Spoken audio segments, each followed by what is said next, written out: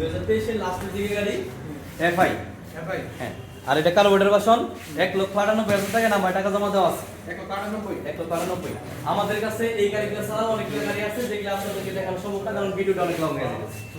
আর আমাদের এখানে আসলে দেখা যায় এখান থেকে আজকে প্রতিদিন 10টা গাড়ি বিক্রি হলো, আবার 10টা আবার ঢুকতেছে। অতএব আমাদের কাছ থেকে একটা গাড়ি বিক্রি হয়ে গেছে, এই জন্য আশ্চর্য হওয়ার কিছু নাই।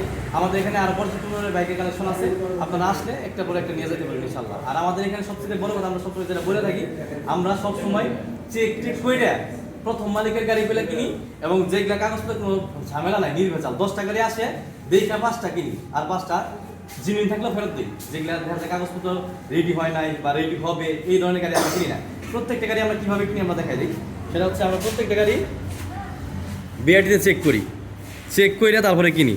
এটা দেখেন প্রত্যেকটাই ডিজিটাল প্লেট, স্মার্ট কার্ড, মানে কি রেজিস্ট্রেশন সার্টিফিকেট চেক করে কেমনে যাকার নামে আছে সব কিছু দেখে বুঝে তারপরে কিনি। এই দেখেন এটা কি দেওয়া আছে এখানে, এটা তো বিআরটির লোগো না।